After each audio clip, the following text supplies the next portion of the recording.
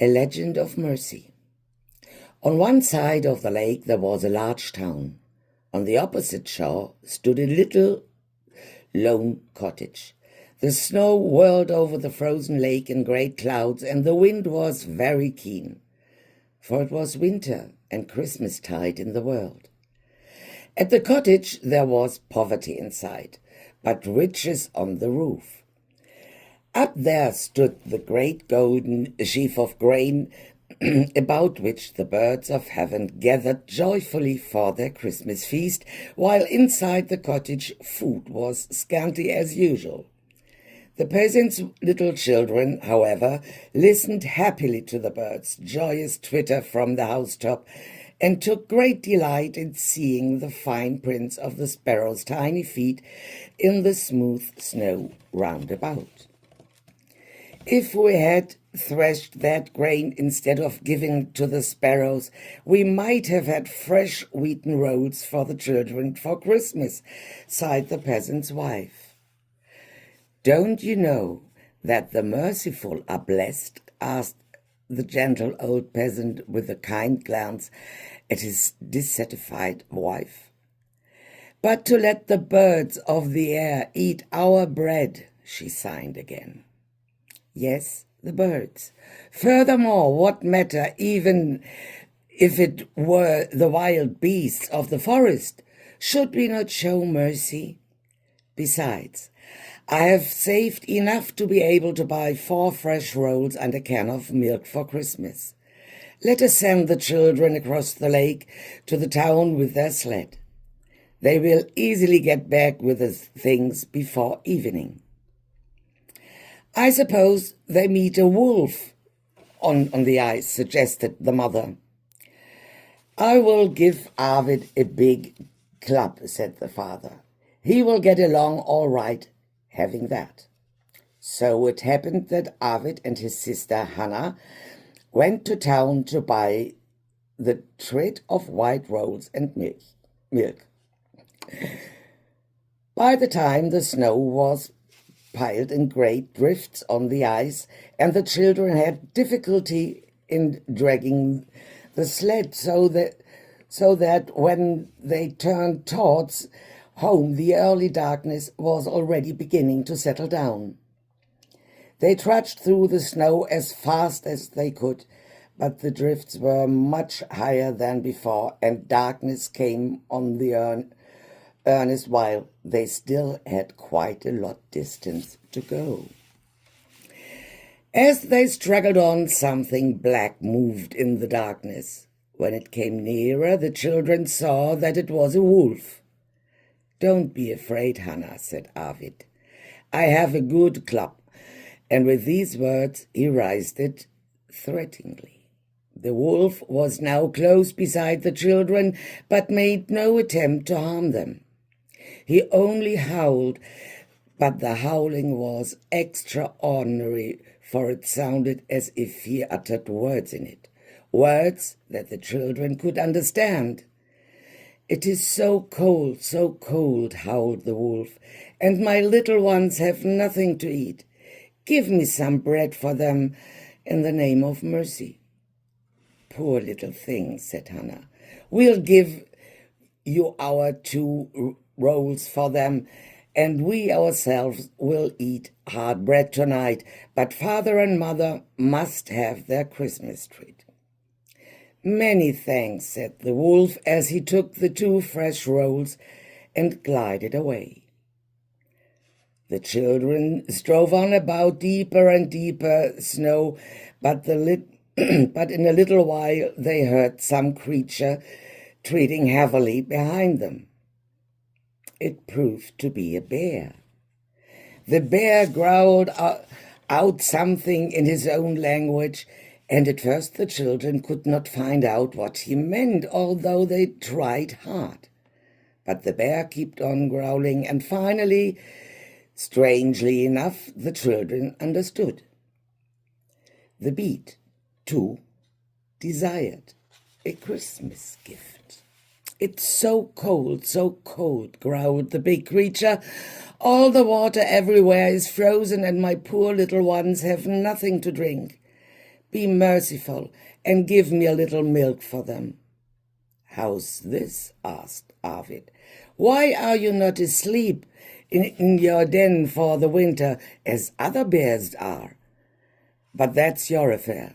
We will give you our half of the milk for your little ones. Hannah and I can very well drink water tonight, if only Father and Mother have enough good for Christmas." "Many thanks," said the bear, as he took the milk in a birch bark cone which he carried in his forepaws. Then, with slow, pompous steps, he lumbered away into the darkness. The children waded along through the drifts still more eagerly now, for they could see the Christmas lights shining through the windows of their home. But they had not gone far before an ugly owl came flagging along beside them. "I will have bread and milk! I will have bread and milk!" screamed the owl, stretching out her long claws to scratch the children. "Oh-ho," said Arvid. "If that's the kind you are, I shall have to teach you to be polite." So saying, he gave the owl such a clever blow on the wings with a club that she flew screaming away. Soon after this, the children were at home, gaily beating the snow from their clothes in the little entry. "We've met a wolf," shouted Hannah. "And given a bear some milk," added Arvid. "But the owl got a taste of the club," laughed Hannah. Then they told their adventures. The parents looked thoughtfully at each other. How wonderful! To think that their children had shown mercy even to the wild beasts of the forest. What would happen next? What did it all mean? It was now supper time. The peasant family gathered at the table upon which, besides the usual poor fare, was the half portion of the expected treat, all that the children had brought home. Arvid and Hannah wished to eat only dry bread and drink only water, so that their parents might have the Christmas goodies. But the parents would not allow that. They joyfully shared with the children the 2 rolls and the half tankard of milk, which were such luxuries. But as they ate, they noticed something very marvelous. However often they broke pieces from either of the rolls, the fresh, delicious wheaten rolls never grew smaller.